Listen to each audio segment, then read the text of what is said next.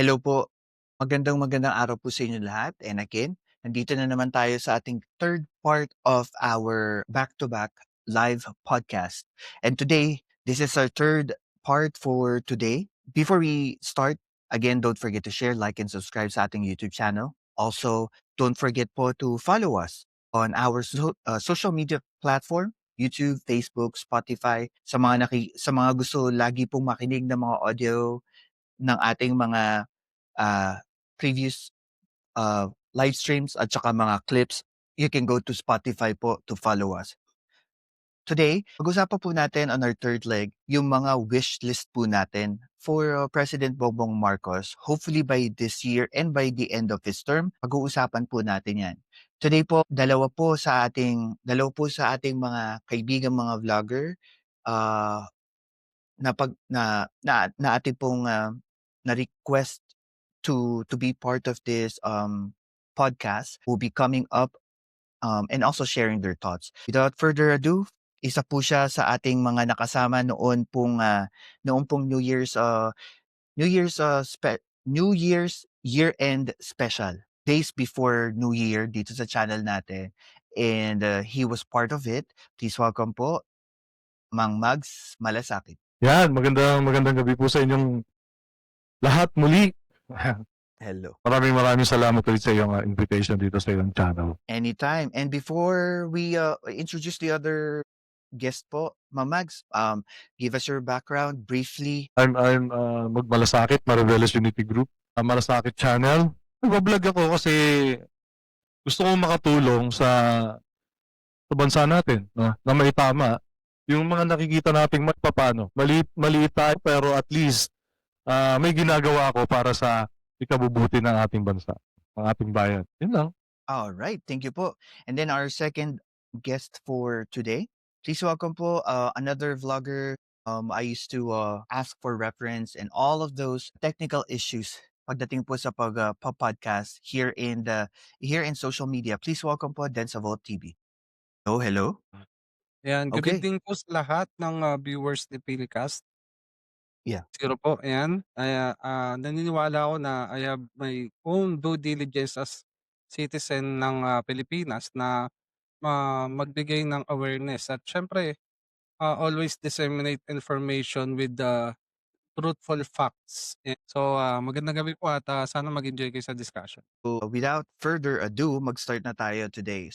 Today, pag-usapan natin is about all the wish list we have for President Bongbong Marcos for this year up until the end of his term.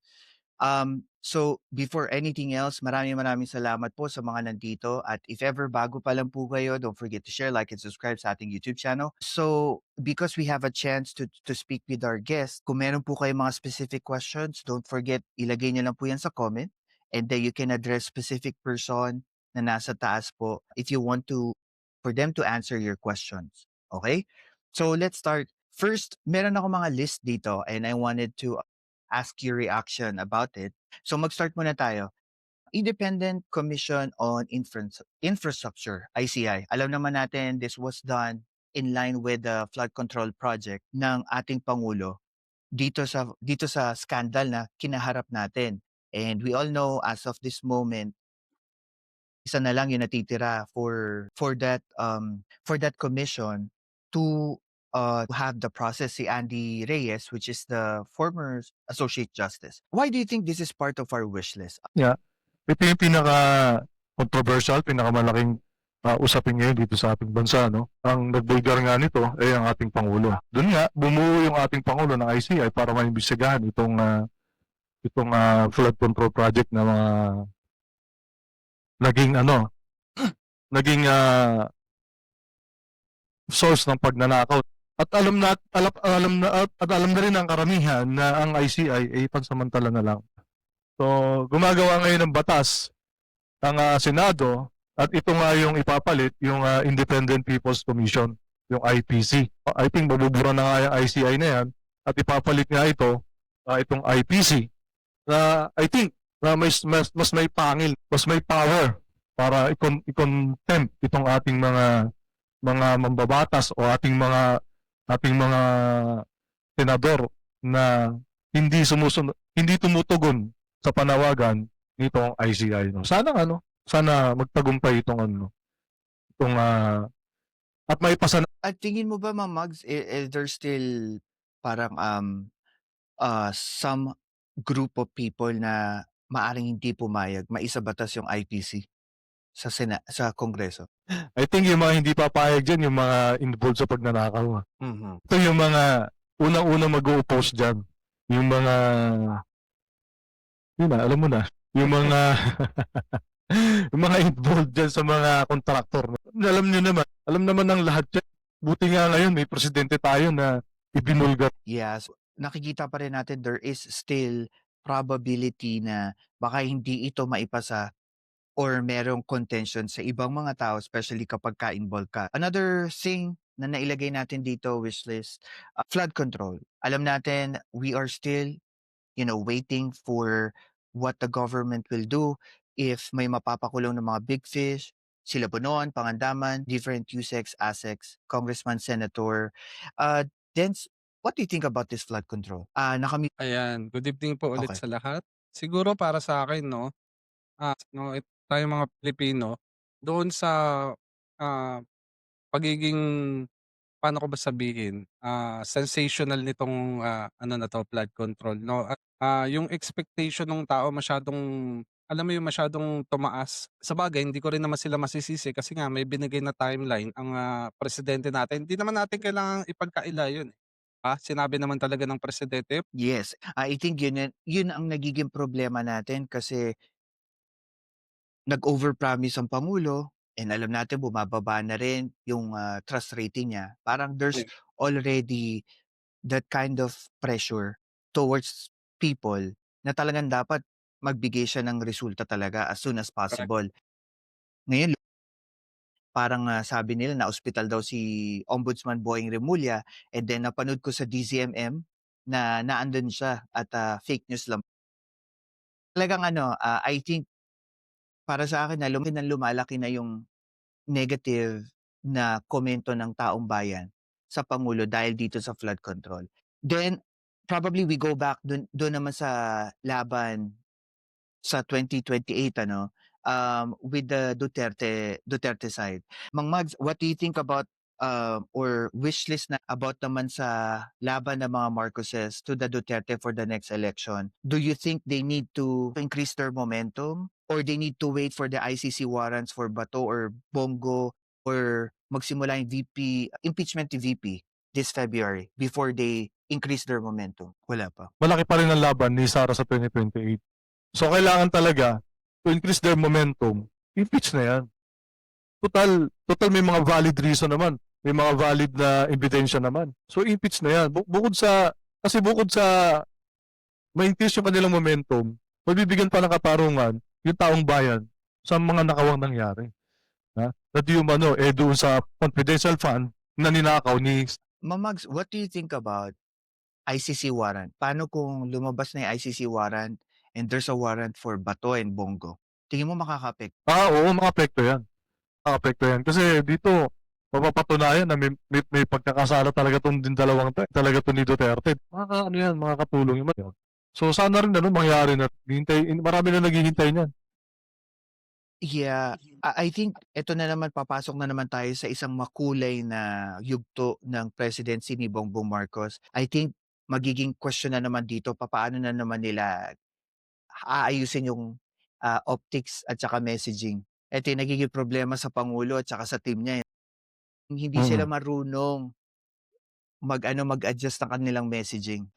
Yun napatunayan na natin 'yan because of what happened to midterm election that yung mga perspective na sana'y makuha nila yung posisyon nila sa Senado, eh hindi sila nakapasok because of those, sabihin na nating kakulangan ng Pangulo pagdating sa messaging. And knowing this messaging, gonna go forward more on the cabinet secretary, asahan sa cabinet. So nilagay ko dito Department of Tourism, DOH at saka DTI. What's your opinion then about, Secretary Frasco ng Tourism? Based na rin sa mga ano 'no, mga naririnig kong, iba't ibang vlogger tsaka, citizen na rin ng Pilipinas. This 2025 lang alone, Hindi ko naman sinasabing noong 2024, 2020 this 2025 alone parang, hindi naging sorry, to say pero parang hindi naging visible yung,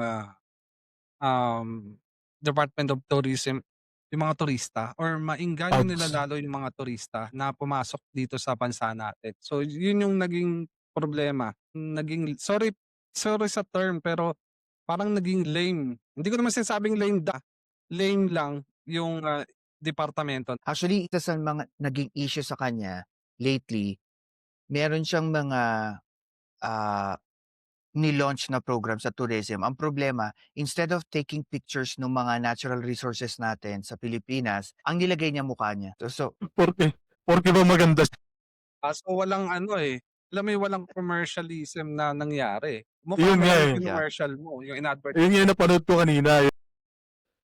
Bakit nga ba kasi yung mukha niya ang kailangang ipakita dahil ba maganda siya? Hindi naman siya yung pupuntahan dito ng mga turista, eh. Ay, issue based Sabi tayo, daw mhm. Sabi daw baka daw napalitan na Ang ganda naman ng Bakit nga ba hindi pinopromote yung tama raw na yun nga, 'di ba? ano, for the whole longest time, jeep din for transportation. Hindi yan napo-promote sa tourism, yung jeep natin. sa promotion? Kulang sa promotion tsaka strategy. Tourist spot ng bansa. Correct. And, another department, Secretary Herbosa ng, DOH. Mang Mags, anong tingin mo diyan? Oo nga 'no, natulala ako dun, eh. Sana 'no, itong budget na 'to 'no, magastos ng maayos yung para sa health natin. Kasi isa ito sa malaking problema ng ating mga kababayan lalong-lalo yung mga mahihirap. Eh, parang itong Serbosa parang ano, eh, wala ring ginagawa, 'di ba? Wala akong naririnig, Hmm, eh. Actually kaya nga wala akong idea dito, eh, sa DOH, eh. Pero narinig ko lang yung budget kanina about sa PhilHealth. Sana nga ano, sana mawala na yung mga ano na yan, yung mga tawag dun referral ng mga guarantee politician letters. o first. Sana mawala na yan. Nagagamit itong Department of Health at sana nga ano, kilusan ito ni Herbosa. Kasi Yeah, kawawa yung I mga think kababayan natin, nagagamit yung sakit nila, eh, para i-promote yung mga sarili ng mga politiko, eh. yeah, and I think isa pa sa nagiging problema ngayon, madami overcrowded pa rin ng mga ospital, Yes, o lang pa rin sa mga public hospital at this moment, yung issue sa PhilHealth.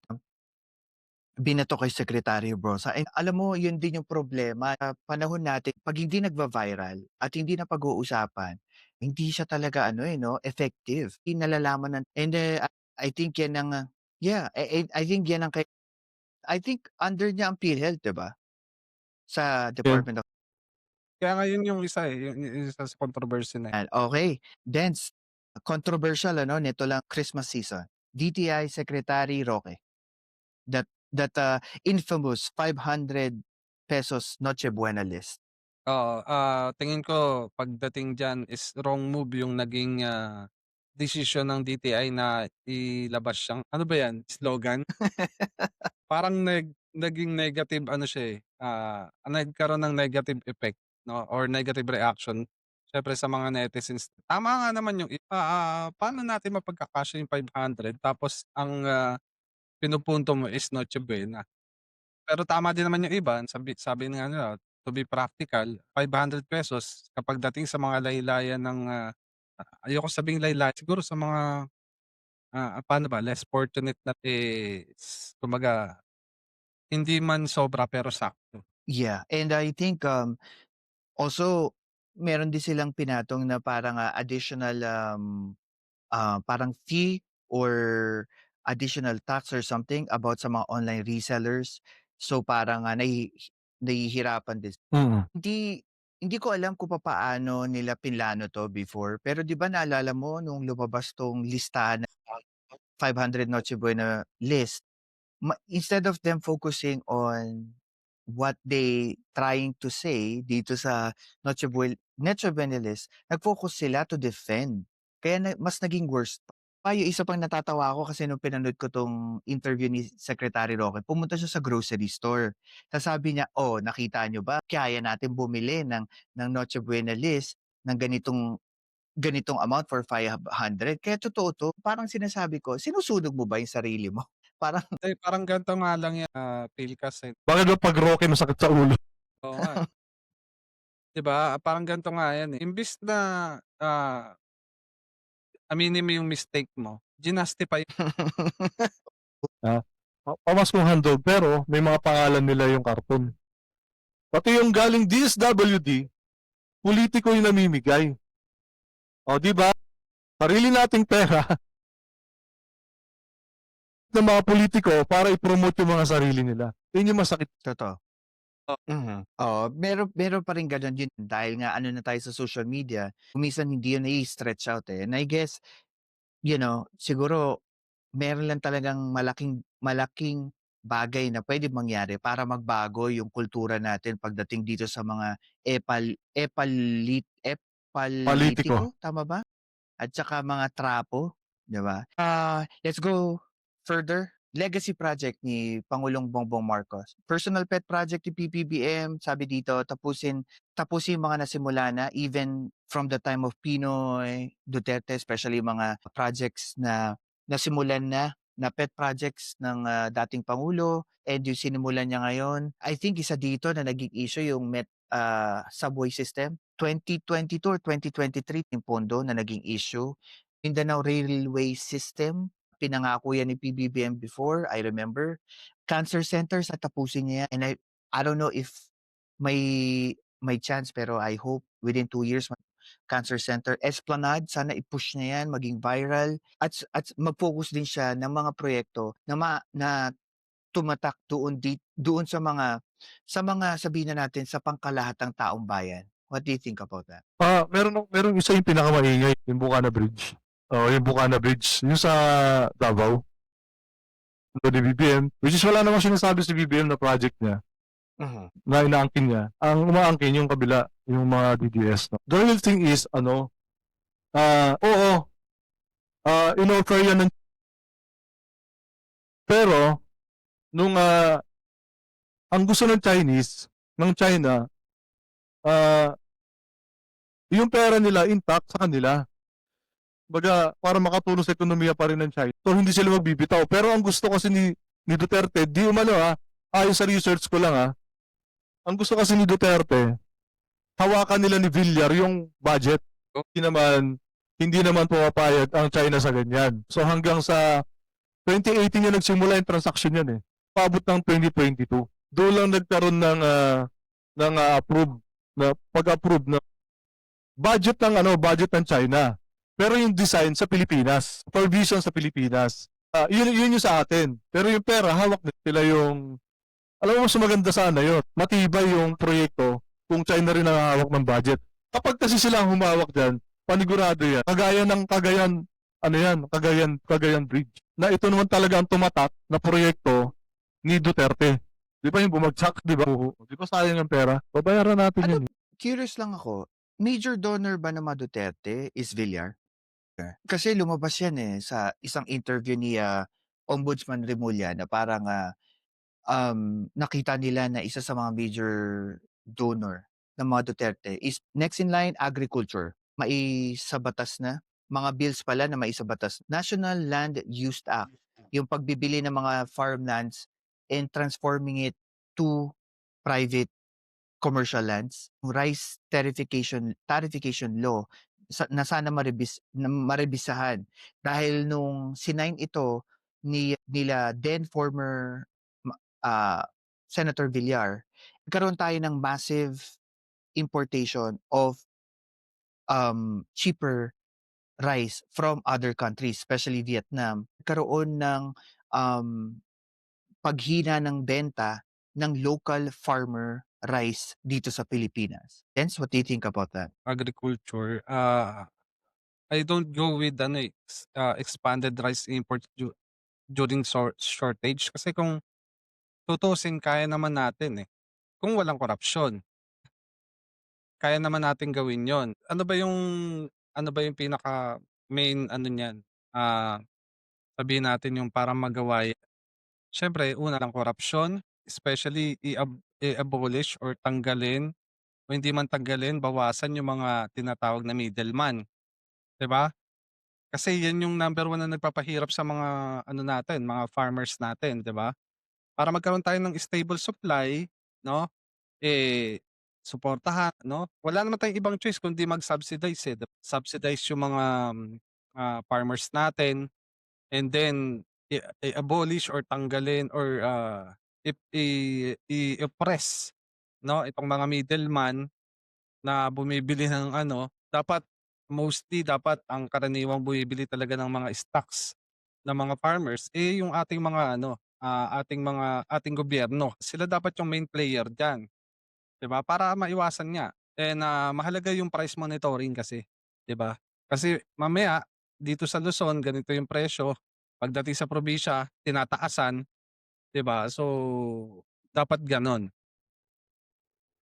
And I also Hindi pa, wanted to dagdag ko na rin 'no, dagdag ko na rin. sige po. Yung isa pa sa partikular, onion sugar smuggling, sana ma-lessen na rin 'yan, 'di ba? Kasi ang daming nung nakaraang taon, ang daming nakitang onions or parang sobra-sobrang onions, kontra-kontra ba, 'di ba? So paano natin yun yung isa sa paano natin mapipigilan pa yun para naman hindi malugi mo nung last year nung isang, nag-viral na, onion farmers, umiiyak na lang siya kasi halos lahat ng onion niya na tinanim niya na Talagang yung importation is the big issue right now.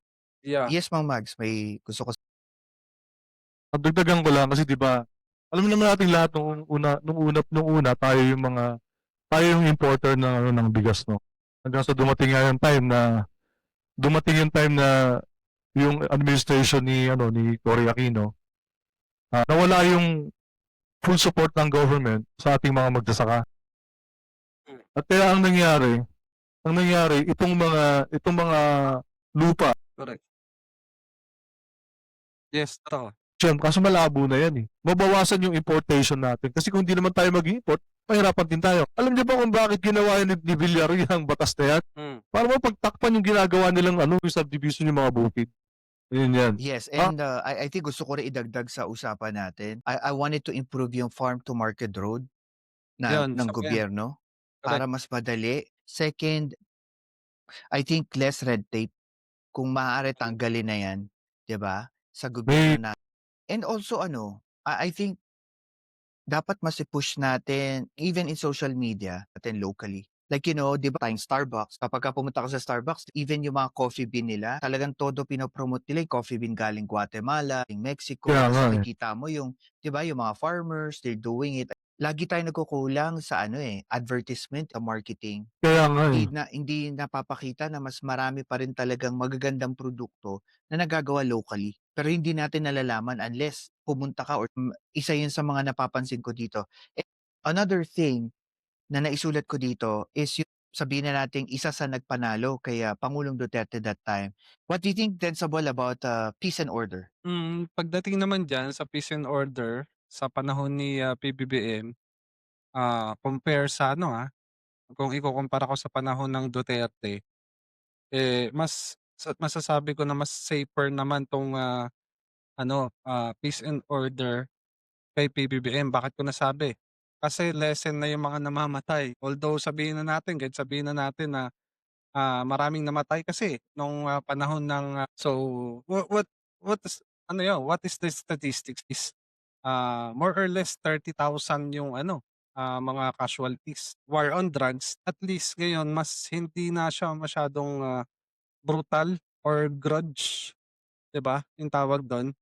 'Di na siya ano, heinous, ika nga. So yun yung kagandahan naman sa peace and order ni ano, ni PBBM. Mas naging less safe ba tayo under PBBM administration? Yes, No? I would say yes. Nakakatakot lumabas baka pagkamalan kang adik, 'di ba? Pero yung compare So dati kasi, sorry, ano kasi, sinasabi nga nila na, ang takot daw mga adik, 'di ba, na lumabas. Tapos nakaka-ano na yung mga tao, pero, hindi natin puwedeng i-disregard yung mga nadamay, kumbaga yung mga collateral damage, na tinatawag. Biruin mo vendor ng balot pinatay, kasama yung asawa niyang buntis na maliit pa, damay sa shooting incident. So, yun yung mga kaibahan pagdating dito sa ano, kay, PBBM. Yeah, and, I think yan yung isa sa mga naging puna kay PBBM this few months kasi parang sinasabi nila na parang, may mga pockets of, places sa Metro Manila na lang na yung sabi nila yung drugs nagsimula na naman bumalik, mas parang bumalik na naman yung, drug use. Siguro I think isa din ang kailangang i-focus ng gobyerno, I don't know if you guys would agree, strengthen and put more funding sa PIDEA.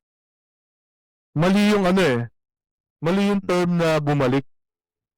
Hmm. Hindi naman kasi nawala. Hmm, tama, Actually, tama. ni Duterte na gumagamit para hindi sila mapatay. So mali yung term na bumalik. Siguro naging ano lang, ah, hina-hype lang nitong mga DDS. Kasi dito sa lugar ko, ang laki ng pinagbago. Mm. Natutuwa nga ako kasi ano, kumikilos yung mga kapulisan dito sa amin against drugs. Kasi bakit ba hindi nila napapansin yung police visibility? Dito sa amin kasi may police visibility kahit saan sa palengke, sa barangay nyo, nandiyan palagi, active sila pala. Bakit ba hindi nakikita yan? Itong mga iba nating kababayan. O, sa Actually totoo ano, lang. dagdag ko na lang 'no, Kuya Mag and, Philcast. Dagdag ko na lang, dati kasi nung panahon, ayoko na magbanggit kung kaninong panahon. Wala kang totoo yung sinasabi ni, Kuya Mag na much more yung ano ngayon, yung visibility kasi ang mga pulis natin ngayon wala na sa istasyon, nasa kalsada na. Eh, for example dito pa lang bago ka so mas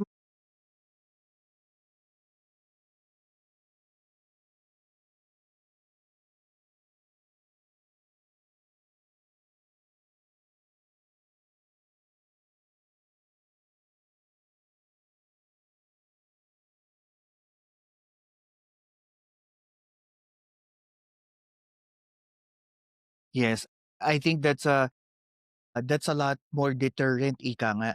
yeah.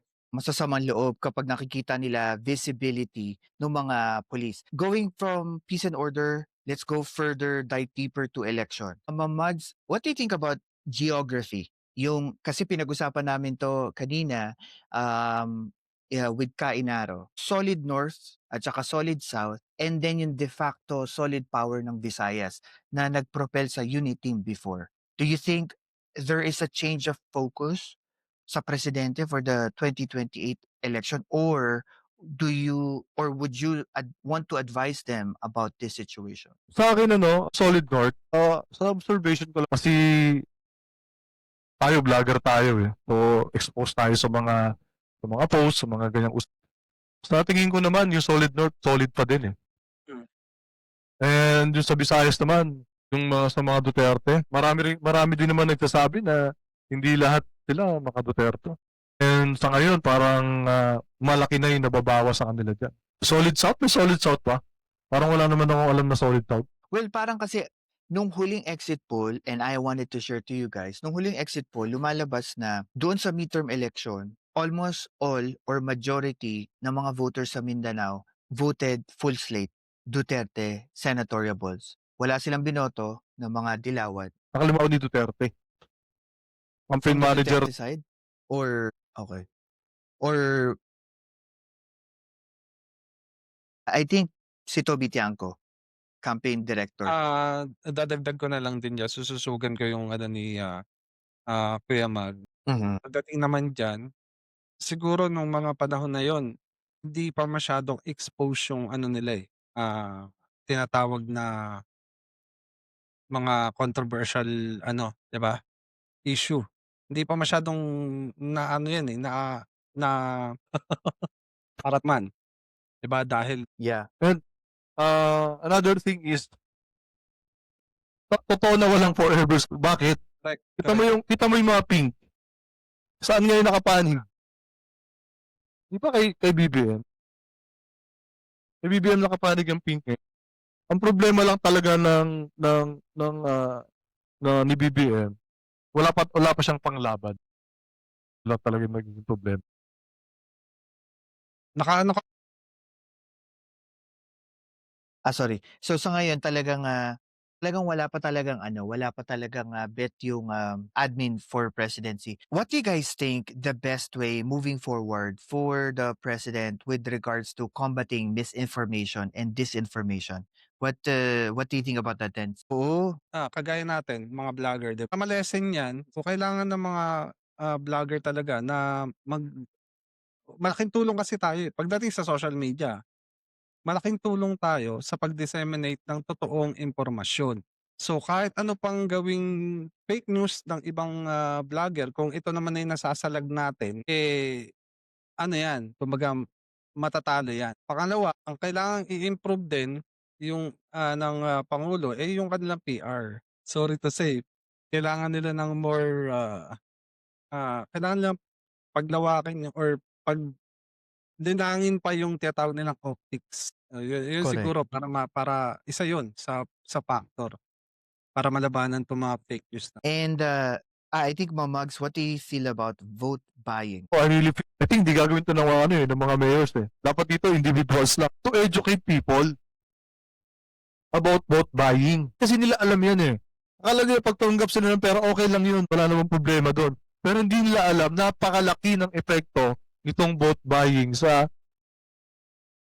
buhay nating mga hindi lang nga, eh, hindi nga lang nga minsan, eh, triple pa, eh. 'Di ba, 'yan yung dapat nating ipaliwanag sa ating mga kababayan. Sana 'no, magkaroon din ng bigyan din ng pangil ang COMELEC na manghuli. Ang hirap kasi hulihin ng vote buying. And Kahit na may batas pa tayo na mahuli mo inaabot sa tao yung pera na may nasa sobre, may pangalan ng politiko. May ano pa rin, may lusot. Kaya mahirap. Unless yung mismong politiko yung ano, kailangan limitahan lang ng mga sponsors o yung mga donations na ibibigay nila sa mga politiko in a certain amount lang kasi diyan din ano, eh, naniniwala ako na yan din yung pinagmumulan ng ano, eh, wala naman sigurong magiging lakas ng loob yung mga politiko na magbigay para sa vote buying na yan kung wala silang sobra-sobrang, donasyon galing sa mga iba't ibang sponsors nila, 'di ba? Siguro dapat limitahan lang, may certain amount lang talaga kung ano yung, isinaad ng COMELEC din, 'di ba? Ayon din sa ating Omnibus Election Code na a certain amount na para 'to sa mga materyales ng ano mo, 'di ba, ng campaign mo. o ano na lang, pera. Pero ano yun, nakwento ko na yun before, nakwento ko na yung kung bakit nangyari yun. Hmm. Nakwento ko na yun. Kung bakit kailangan lang talagang gawin. Sayang. How about naman developing yung administration slate, from president, vice president, senatoriables, or congressman? What do you think you're looking forward, Mang Mags, administrasyon? Yung pinaka makikilala diyan yung mga kagaya nila, yung ginagawa ni Risa Hontiveros. Wala tayong gano'n, eh. Gano'n si BBM, eh, na senator, eh, na hawak na senator. Hindi naman niya hawak sila sila si Tito Soto, si Ping Lacson, hindi naman niya hawak 'yan. Hindi naman niya kaalyado. Pero kahit papaano nakapanig naman sa kanya. Ang problema nga lang, hindi ka kaalyado. Ayun nga yung problema ko. Ang tagal ko na iniisip yun, eh. Yun ang problema ko, walang gano'n. Walang gano'n sa panig ni kaya nga minsan naiisip ko sana ma-extend na lang muna sa BBM, eh. 'Di ba hangga't walang ready na napapalit sa kanya na kaalyado or hindi man kaalyado, may pumalit na kagaya rin niya na may guts, may takas ng loob na habulin itong mga magnanakaw sa gobyerno. Kaya sabi ko nga before, kung ako lang, Trillanes ako. Yun 'no? Yeah, and I think nawawala din yung factor tulad ng sinabi ni Dens kanina na nawawala yung factor of PR, eh. Kasi kahit anong gawin natin, kahit anong sabihin natin, kahit lahat ng maisip natin may qualification. Ang problema kasi sa eleksyon, winnability. And Yun for nga, you to win, kahit na mahaba Kasi yung qualification mo, kailangan may charisma ka. Eh, paano ba usually nagiging charismatic ang isang tao? Being popular, 'di ba? Yung nakukuha, kumbaga, na, na nalalasap ng taong bayan yung mga gut issues na importante sa kanila, 'di ba? Kaya yes, kumbaga maraming ano, eh, maraming mga I would say maraming ways to market it. Kaso nga lang kung hindi magpu-push ang government ngayon, si Pangulong Marcos to actually focus more on this kasi 2027 is start of filing na sa COMELEC, which is next year. Hindi niya matutulungan itong mga kandidato ng administration or yung aalay sa or yung co-coalesce ng, administration to this third force. Correct. Ang problema kasi sa constitution natin, we only have one term presidency. Mm. Technically, wala ng push sa presidente to be more proactive, sa next presidential election. Kung ano man ang mangyari, wala na siyang bearing, eh. Even if sabihin na nating si Sandro nandiyan, it doesn't make any further comeback sa kanya kasi as a person, hindi pa puwede tumakbo for the next one. So, parang hindi Ilan. gano'n yung punta naman tayo sa law. Itong mga bills na 'to, pag-usapan natin. I think isa sa pinakaimportante sa'kin yung do you predict in our wildest dream, ika nga, we need to be honest with ourselves. In our wildest dream, do you think masa Good na politician, 'di ba? So, tayong mawalan ng pag-asa na, yung, dynasty bill na 'to ay hindi maisakatuparan ngayong ngayong taon. Let's all hope na, ah, ano yun 'to, talakayin 'no, pagtibayin nila, pagkasunduan, and then pirmahan ni PBBM. Ako pa naniniwala pa rin naman ako dun na basta yun, na mas lesser evil yung mga ibang politician. yeah, and I think ang problema kasi natin ngayon ano, lagi tayong nagkakaroon ng ah blanket accusation. 'Pag sinabi mo isang kongresista ay corrupt, lahat sila ay corrupt. Kaya naiinis ako kay Congressman Libiste. Nung nilalabas yung mga DPWH files ng tao, lahat ng pangalan na nando'n, lahat ng proyekto na andon is for corrupt or for corruption. Pero Kaya nga, eh. technically, wala namang verified information that all of it is for corrupt yeah, kaya nga daw siya tumahimik, eh. Antayin na lang daw niyang January 20 para Oosh! magsasalita daw siya. Putot nga. Itong pinaigting na FOI bill. Hindi ko alam yun, ano yun? Hindi ko alam yun, eh. Yun din, Ano, Cadena Bill is parang ano siya, it's an upgraded FOI bill. Cadena Bill stands for Citizen Access and Disclosure of Expenditures for National Okey. Accountability. It's a permanent bill na nilulunsad nila is a blockchain way na inauthor ni Bam Aquino, which is for um, lahat ng expenses, kung sino proponent ng mga project, makikita even if mawala ito sa papers, pero nasa national online portal na kahit sino puwede. So, parang Transparency. ano, in short, Yes, transparency FOI, bill. yes, FOI siya in a different way na online na. Oo, O kumbaga I think kumbaga kinopya niya kay Vico. Ginawa ni Vico yan, eh. Mm, Project si Vico, puwede mo i-search sa online lahat ng gastos. Kagaya yung pinagawa niyang, City Hall. Sabi nga niya, "Hindi ko man po yes, maipaliwanag 'to sa inyo ngayon, punta po kayo sa site ng Pasig correct. City. Nandun po lahat yan, pati po ginastos nandun po." Tama yan, maganda oo, sana kasi maipasa yan. magkakaroon nga ng ano, tama, tama. Kumbaga Ang main na parang principle kasi nito is blockchain. Sa blockchain IT, 'pag nawala yung isang pair ng isang ledger, tawag namin dun ledger, hindi hindi pa puwedeng mawala lahat ng files. Naandun pa rin lahat ng files, mare-recover pa rin at malalaman mo yung source nung nawalang file. Kasi hmm, sa gobyerno, Oh, kahit na sabihing ghost project yan, hindi pa puwedeng matanggal yan sa transparency portal kasi naandoon yung pinanggalingan at naandun yung resulta ng proyekto. So, meron pa ring ko-connect doon. parang So, parang parang ganun yung ganito, gusto nila. parang Yes. parang ganito yung Correct. example 'no, required mag-report ng stocks tapos real time, regular reporting para makita yung kulang, tama ba? Correct. Kumbaga, in short, all of the details about the transaction from the start to beginning, naandoon. Hindi mo puwede siyang mawala.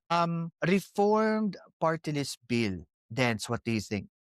So in short, instead of having monopoly na dinastiya na nagpapalit-palit lang for this party list na parang focus naman ng party list is usually for the marginalized, 'di ba? Pero naging focus is yung mga mayayaman o yung mga dating district congressman na lumilipat sa mga party list. Okay, yeah. Yun naman ang kailangan. Mhm.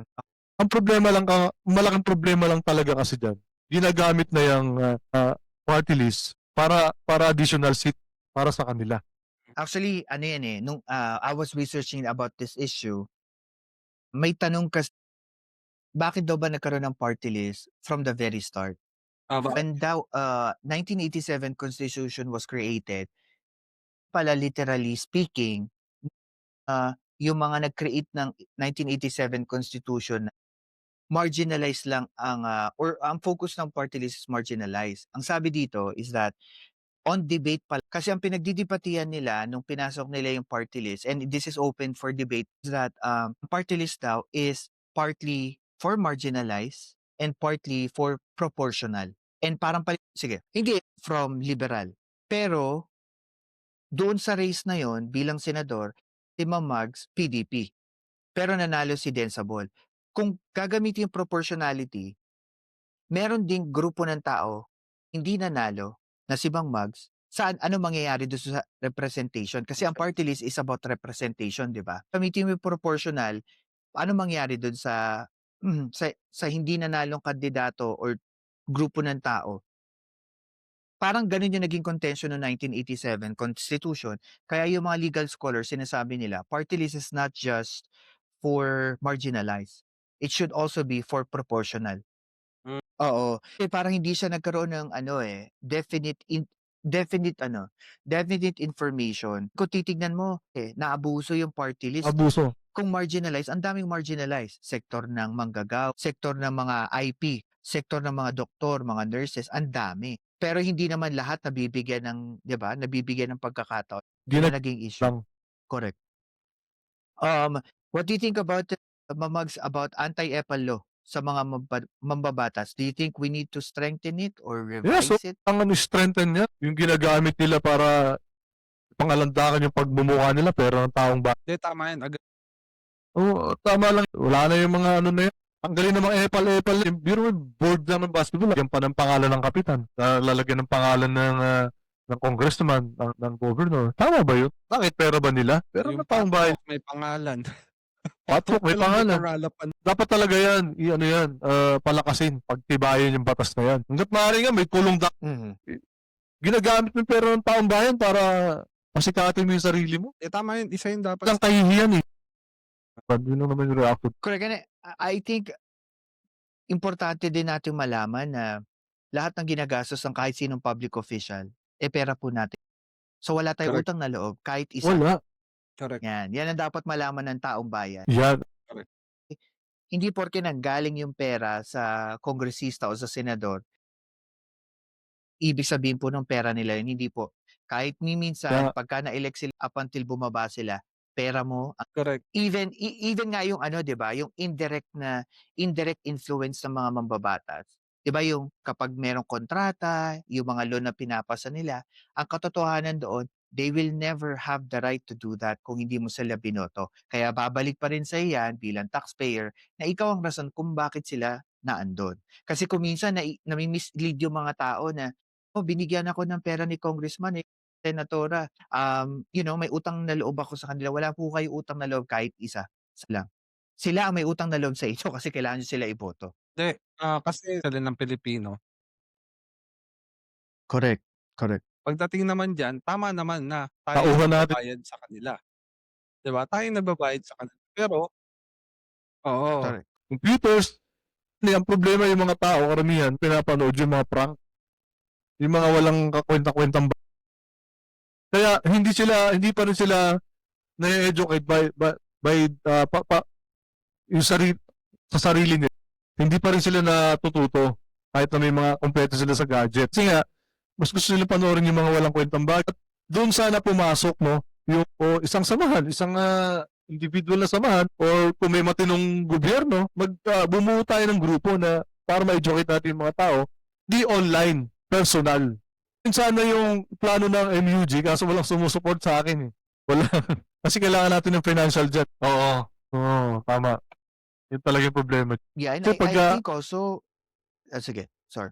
'Pag mga meeting-meeting naman pupunta basta-basta yung mga pero 'pag sinabing may ayuda takbuhan 'di ba? Oo, gano'n, eh. Totoo, totoo. Kaya puwede Isa natin din silang sa daanin sa gano'n. yeah, and isa din sa napapansin kong kahinaan natin bilang Pilipino, meron pa rin tayong sistema ng utang na loob. 'Yan, oo, Hindi isa pa 'yan. naibibigay 'di ba ito pa, ito ang Patronage, nakakatawa ko. political patronage. Yes, ang akala ko dati ang utang na loob even before I think bago ko nagkaedad at namulat sa katotohanan ng buhay, akala Hmm, kong utang na loob may katumbas na pera o may katumbas na favor na malaki, hindi pa. Ang utang na loob transfer to even smallest things na maiisip mo na puwede mong ibigay, na puwede niya maisip na utang na loob. Even simple as kinausap ni congressman yung may-ari ng bakahan, kung puwede ka makakuha ng fresh na gatas sa kanyang kalabaw, for instance, utang na loob na pala yun. Or nagninong ka, 'di ba, o nagpadala ka ng pagkain doon sa wedding ng asawa nung isang driver ng truck, utang na loob na pala yun. Which is I think dapat mawala sa kultura natin na ang utang na loob dapat ginagawa yun bilang makatao ka, pero hindi ginagawa yun sa politiko. Dahil wala correct, silang kinalaman, dahil lahat ng binibigay nila kahit impluwensiya nila ay nanggaling sa'yo dahil binoto mo sila. Hindi yun nanggaling sa kanila. At correct. ako with this honest intention naman, I think kapag politiko ka, there's really no reason at all para masabi na lahat ng ginagawa mo is for your personal decision. I Correct. really feel that everything that they do is calculated at planado. Siguro calculated for their survival sa politics. Planado siguro kasi alam nila kung sino itatap nila at tutulungan nila pag kinakailangan nila ng eleksyon. So yun yung nakikita ko dito. And I will go further, we talk about corruption. Three main agencies na gusto kong pag-usapan natin and probably ano ang wishlist mo dito? Corruption sa customs, DPWH, saka Department of Budget and Management. Densible? Naman sila masyado in fairness naman sa kanila parang ngayong 2025 hindi sila masyadong visible o hindi lang napansin. What do you think? Siyempre ano pa rin, eh, hindi pa rin natin masasabi na nasabata na yung red tape, eh. Paano ba? Ang tanong kasi diyan, paano mawawala yung red tape? Ano ang sagot? Less discretion. Less discretion para mawala yung red tape. Kasi habang meron kayong hand to hand, kaliwaan na tinatawag, hindi yan mawawala, eh. So, ano ano mas maganda, eh, di through online na lang lahat ng transaction, 'di ba? Oh, yun yung sa'kin diyan. Kahit sa DPWH, eh, gano'n din, eh. Siguro sa DPWH although na na ano na 'to, na-open na 'no ni, presidente, mas ewan ko kung tama yung sasabihin ko na mas i-restrict yung mga, especially yung mga department head ng ng DPWH dun sa, paghawak nila din ng pera. I mean less discretion, so less discretion, less corruption. Wala ka, Billy. Naka-mute. Ay, sorry. Sorry. And also, another thing na napapansin ko dito sa corruption, it's more of like, pag kinain ka na ng sistema, kahit makita mo na morally, alam mong mali, pero pag kinain ka na ng sistema, wala ka ng pake. Kahit even COA Auditor Heidi Mendoza said, na marami mga auditor na gustong magsalita nung panahon ni Duterte. Pero nung sinabi ni Duterte na, "Oh, 'pag nakakita ka ng auditor, ihulog mo 'yan sa bangin." Siyempre, 'di ba? Yeah, and, siyempre kapag gano'n yung sinabi, siyempre pagka-presidente ka, yun ang pronouncement mo, there is a chilling effect na tinatawag, na para bang kahit makita mo yung korapsyon, hindi mo na sinasabi. Ako nalulungkot ako kasi parang nakikita ko, itong mga DPWH issue na alam ko na may alam yung mga COA auditor, hindi na lang sila nagsalita. Yun yung malungkot, 'di ba? Correct. Kasi nung panahon ni Pinoy, a lot of people and you guys would agree, ang kapit ni Pinoy tsaka ni Babe Singson talagang walang nakakapasok at nakakalabas na corruption, especially sa DPWH. Kasi talagang 'di ba yun nga yung issue sa hindi sila gumagastos, ipon sila ng ipon. Pero apparently, nung nakita yung study, nung pagkatapos ng Pinoy administration, lumalagay na kaya pala nag-iipon ang Pinoy administration para pala merong gagastusin yung susunod na administrasyon if something happen. Mhm. About, what do you guys Mags, what do you think about transparency? You know, expenditures ng mga kongresista, senador, so yung mga transparency portal tulad ng presidential transparency portal na isumbong mo sa Pangulo, isumbong mo kay Commissioner sa Bureau of Customs. Yung sa isumbong mo sa Pangulo siguro okay kasi talaga nakikita naman natin, ah, basta may sinumbong ka, iniimbestigahan naman ng Pangulo, no? Actually, lahat ng mga iniimbestigahan nila, galing dun sa isumbong mo sa Pangulo. And isumbong mo kay Commissioner, parang doubt ako dyan. No? Medyo doubt ako dyan kung sa Commissioner ka lang. Medyo talagang walang transparency. Hindi, tama yun. Dapat mandatory Yeah. And next naman tayo about balancing of budgets. What do you think about increasing pay for Pilipinas sa World Bank at saka yung increasing savings? Agree naman ako do'n, pero dapat yun nga, maging transparent. Nakikita natin na babayaran 'di ba? Every details. Kasi kung sasabihin natin na, "Okey, natin yung mga ganito, taasan natin yung ganyan," tapos hindi naman natin makikita, paano namin malalaman kung nabayaran na si ganito, nabayaran na si ganyan, 'di ba? Dapat taasan yung ano, dapat, yung transparency. Yeah, and I think gusto ko ipasok dito, no, yung lagi sinasabi ng karamihan, especially if they don't know much about politics. Ang sinasabi, Philippines is a third world country, tayong pera. Pero kung wala talaga tayong pera, bakit ang daming mall? Bakit kapag ka holiday, Yung correct. hindi ka makapag-drive, di ba? Pagka may mega wide sale sa mall. Or bakit ang daming saldiko sa Kamara or sa Senado? 'Di ba, saan napupunta kumbaga saan nanggagaling yung katulad nila na nakakakuha ng pera kung wala talaga tayong pera. I think this is somewhat kailangan baguhin na natin yung thinking natin, eh, that technically may pera. Ang problema lang Mayaman ng hin Pilipinas. Ninana yes, correct. At saka at kami the end yata of yung the resources, day yes, at the end of the day, nagiging problema lang 'pag hindi nagiging transparent, eh. Yun lang naman, eh, ang tingin ko diyan sa gobyerno. Plus maisip ng tao that ang korapsyon nag-i-stem din sa atin. Kapagka nahuli ka, nagpapadulas ka, nagpapalagay ka. If you want to go to a government transaction, bayaran mo yung gobyerno na gusto mong pasukin, 'di ba? Or as simple as I think all stands into sabihin na nating direct or indirect corruption. And I think, because we reach our 1 hour mark, maganda talaga usapan natin kung enjoy ka. ano 1 hour. Kasi ang sarap na usapan and don't get me wrong guys, I personally appreciate yung pagpunta niyo dito.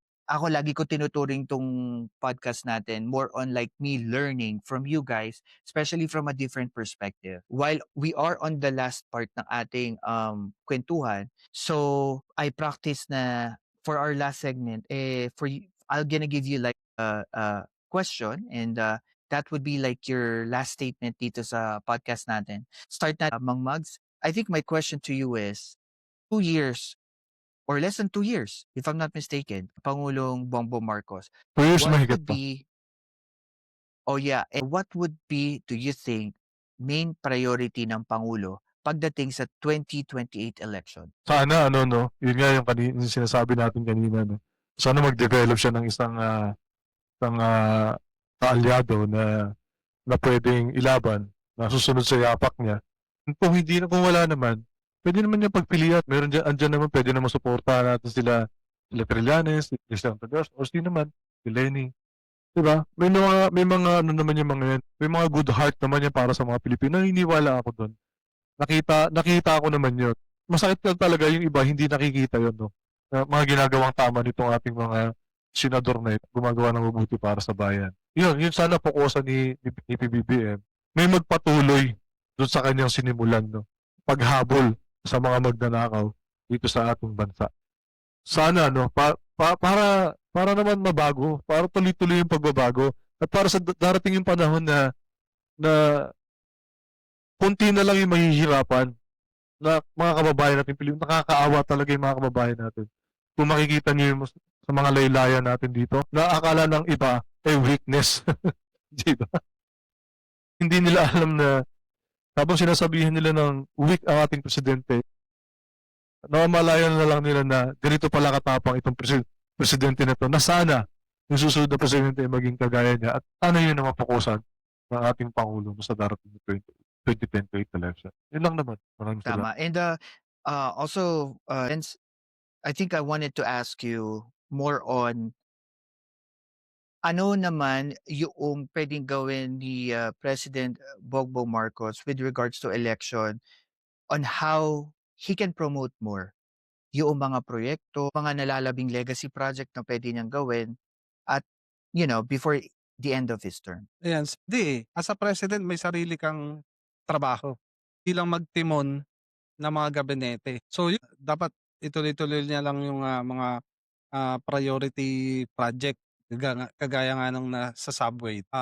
If I'm not mistaken this 2026 parang, ano na siya 'di ba, matatapos 'to. Malaking tulong sa Metro Manila, sa Luzon kasi nga yung mga decongestion 'di ba, tapos yung ano takbo ng, biyahe mas le-lessen na, mas mapapaikli na yung oras. So yun, yung mga, yung mga ano, yung mga mag-focus siya sa mga proyekto na kung saan, later on in the future makikita na lang ng tao. Hindi mo kailangan na ano, para sa'kin, hindi mo naman kailangang masyadong tutukan yung mga, politics. Magtrabaho lang siya na the leader will lead and the people will follow. 'Pag nakita na ng tao yung resulta ng pagtatrabaho niya, obviously ang mga tao na ang mismong boboto sa mga kaalyado niya kasi ang ganda ng pinakita niyang or example. I think for me, no, I wanted to focus more on PBBM as a fiscalizer. Ano ba yung fiscalizer? A person in the government na nag-oversee ng transparency and accountability across the board. I think for me, what I want him to do is less politics, less election issue, and focus more on, I would say, being a fiscalizer kasi naniniwala ako, there is no best way solution to end corruption kung hindi kita mo sa publiko yung proseso, imbestigahan, Mm, 'di ba? Pag-usapan. And ito naman lagi ko sinasabi, even sa side ng taong bayan, kahit naman sa mga vlog na napupuntahan ko, whenever we stop talking about this issue, 'pag hindi natin pinapag-usapan 'to sa public space, hindi pino-post ito sa public space, corrupt na ito ng mga opisyalis ng gobyerno para mag-take advantage sa atin kasi sinasawalang-bahala lang natin. correct. My focus is more on the president. Mr. President, magkaroon pa ng maraming ICI investigation. Sana magkaroon pa isiwalat na lahat ng dapat isiwalat. Hindi lang sa BICAM, kahit sa DOH. Yung mga ospital na nagte-take advantage sa ating, maralitang Pilipino, 'di ba? Yung kumukuha ng i mga pera sa gobyerno from ghost patient. Kasi meron din lumabas na issue ng ganyan last year. Yung mga nasalanta ng bagyong Tinyo, 'di ba may Correct. issue pa diyan sa Cebu, yung mga nasalanta doon malapit sa kalamnan nila. Hmm, Yung away ng politiko o yung hindi sila makakain bukas o yung hindi sila makapagtrabaho dahil baha sa komunidad nila. So, I think we need to focus more on it and I personally appreciate lahat po na nag-join sa ating, podcast today, yung mga naimbita natin today. Sana po magkaroon tayo ng next part at mas, marami tayong mapag-usapan and for everyone, maraming maraming salamat and I guess, God bless. Thank you po sa inyo.